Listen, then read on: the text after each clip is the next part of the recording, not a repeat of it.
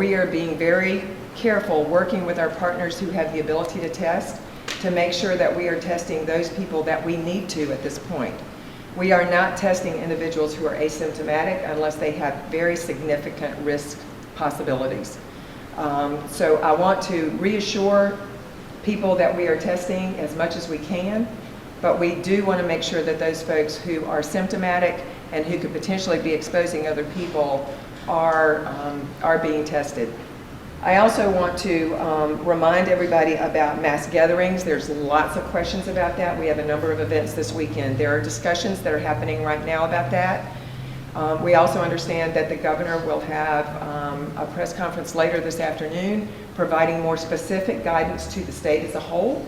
So we will wait to hear from the governor and then we'll issue whatever we need to for the county. But please know that there are conversations happening around mass gatherings. At this point in time, the governor does not recommend closure of schools.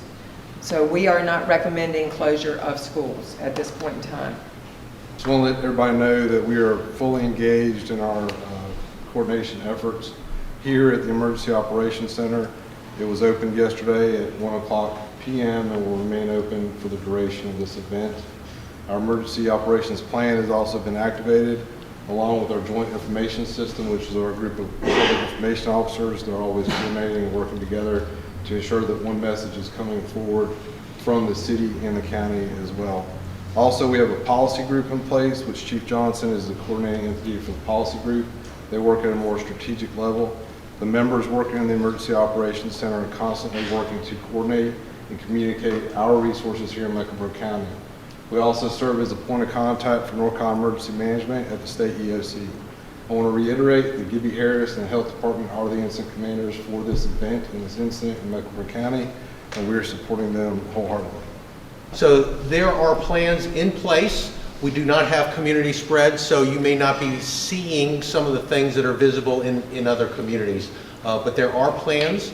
We certainly take care of infectious patients every single day, and our staff is both trained and ready for this and ready for the more severe pandemic.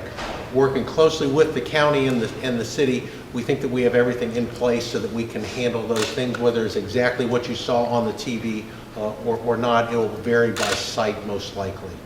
What I would tell you is that Novant Health is prepared. We do deal with viral infections frequently, including influenza.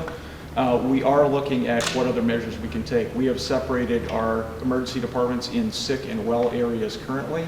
We are also looking at having alternative testing sites outside of the emergency departments. We don't want the EDs influxed with patients who are just requiring testing, for example. We're also looking at setting up an external tent at Presbyterian Medical Center. Not opening that yet because, as Dr. Hunter alluded to, we're really not in the situation where we will need forward deployment of triage, but we are preparing for that eventuality should it become necessary within the community. Anyone over the age of 65 is considered high risk for negative results from a COVID infection. So yes, we're recommending that anyone who is 65 and older, regardless of whether they have compromised immune systems or underlying conditions, think seriously about their exposure in the community. And unfortunately, that probably includes travel at this point in time.